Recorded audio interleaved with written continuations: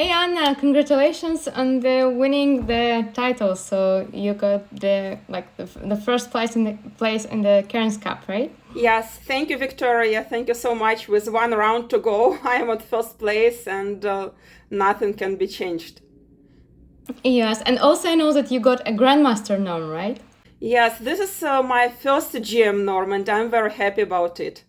Yeah, because I have history of missing my GM norm and like by losing in last round, I think in couple tournaments or not winning. Yes, and I'm very happy about it. Yeah, I think that's the story of all the players in the world, right? To miss the norms by just like a couple of like points, rating points or something. So yeah, I'm super happy, super proud of you. And yeah, so I would like to ask you like a few questions if you don't mind, and like just a blitz questions so you could maybe help like some people to succeed or like to be closer to their like chess dream.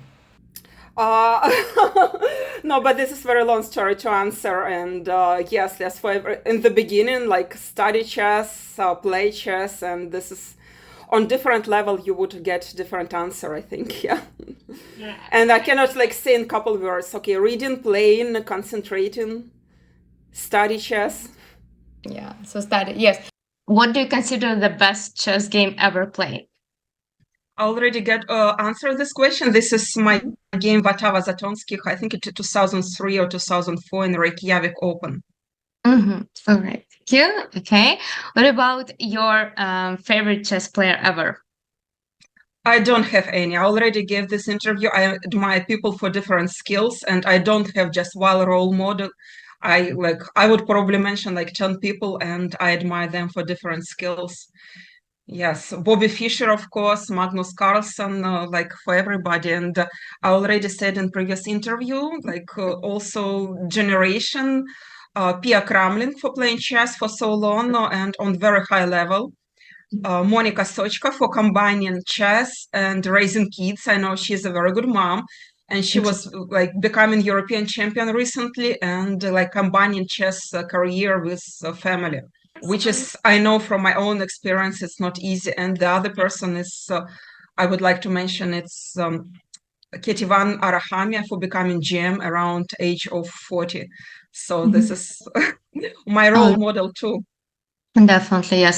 I'll ask you like, okay, so I think that's a common question, but like, which time control do you prefer? Do you prefer like blitz, rapid, I have classical? classical. I had a good results, but recently my like probably best results in blitz. Yeah, they're not very impressive, but still in blitz I achieved probably like recent more than in any other. Yeah, all right, thank you. How many countries have you been to? I know that you traveled around. We I, played for. I've been in around 40 countries, and the funny thing I just realized in only one country I didn't play chess. In the rest, I was like teaching or mostly playing chess in just one country, and like I am probably you can guess which one. Yeah, yeah, right. Yeah. What do you think if you would not be playing chess right now? What would you be doing now? Recently, I became very interested in science, in like some genetic research. I would, if I would be like younger, maybe 20 years younger, I would go to university and study this. I think this is very interesting. This is something what like impressed me and I would like to do. Yeah. What is your favorite tactics? If you have any, like eights or something, like anything. Okay, recently, I don't know, this I cannot answer, but in this tournament, my end game, I really enjoyed. I got many points and endings. So Mm, I don't know okay. if I can Yeah, yeah. I No, can no, no. say this is not tactics, but Yeah.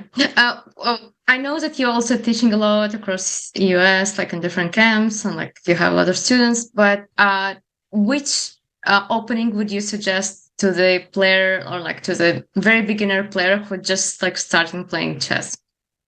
like many coaches, I agree that you should start with like normal openings, like e4, e5, d4, d5. You need to understand this because it's like general tactics. You're feeling better these openings, and then you need to probably switch. And my son is playing chess, and he's trying to play his version of London system, and this is very easy to explain to kids in London, and especially most of the kids they advance their games with e4, so most of them don't know how to face d4. Yeah. So I Yeah. don't know. This is some trick, but normally you need to learn rules and then you need to learn exception, because if you're playing Sicilian, you kind of learn an exception first. Yes, exactly. Yes, Yeah. in the very beginning, I agree that just with e4, e5, d4, d5. Okay. How would you describe yourself as the chess player? Like with one word, like your style, With or one, solid,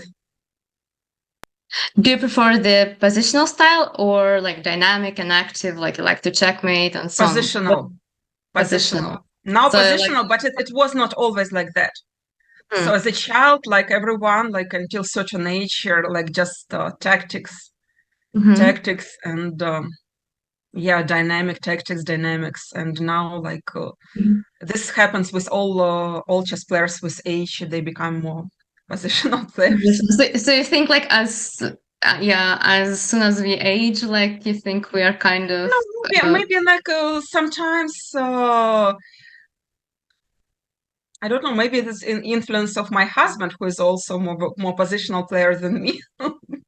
But I became more positional. I don't know. Maybe it's not with age. Maybe just like lifestyle changes. who you would like to play against? Like, is there anyone in the chess world you still haven't played? I'm sure you played like lots of grandmasters and so on. Like, is there anyone you would still like to play, or like it's done now?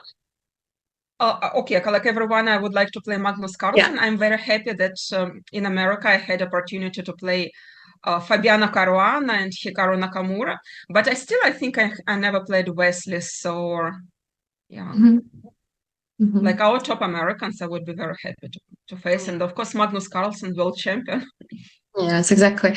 Okay, so like two last questions. Uh, how do you think we could encourage girls to play more chess? Like, because I know like both of us like are women and so on. Like, so what do you think? What would be like? I think that I would like to give a credit to St. Louis Chess Club, who is doing wonderful job, who's promoting chess in so many good levels. And I think this is the way how to encourage girls to have more tournament like Cairns Cup, to have, I think they have Boy Scout, chess beige, and like camps, tournaments. And I think like more girls will play chess nowadays than, let's say, 20 years ago. Yeah, that's that. Yeah, even like we can compare to 10 years. I'm sure that there's a big difference. Yes. Okay. What is the advice we could give to the players who are really feel like they're stuck in their like middle games? What do you think they should do? Because now you're kind of more positional player. Maybe there's some specific you would suggest. No, but usually if you have a good coach, he understands what exactly you should do. But middle game, to improve middle game, and this is also you're stuck with rating 1500 or you're stuck with rating 2300. So there are so many books on positional player, and for the very beginning, I always suggest like old book, Nemtsovich book, My System. This is old and good book.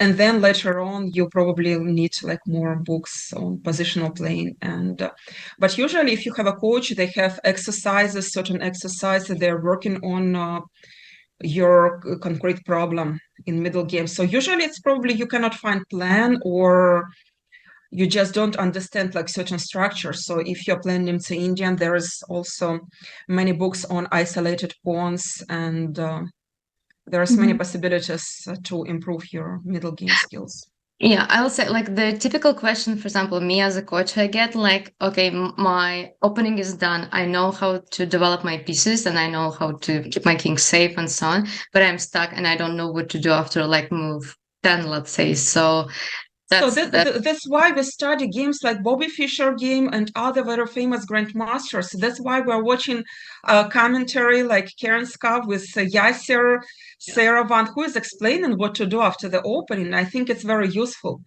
And especially if you're playing your opening, you study, but don't finish studying after move 10.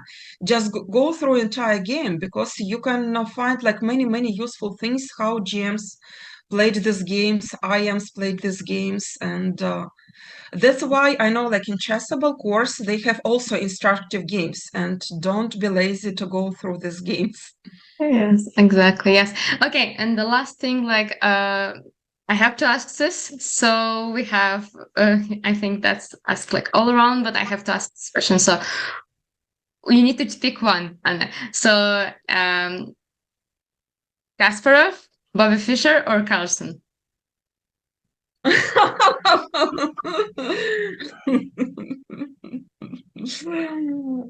Well, like three of them?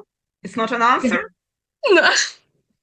I think I allowed to change my mind. Maybe okay. Let's say Kasparov. But maybe tomorrow I will change my mind. Yeah, Yeah. it's a very difficult question. Very difficult. Yeah. Difficult, I feel Maybe it. So because I know him personally, and yes, I know him. We had training sessions, and I talked to him.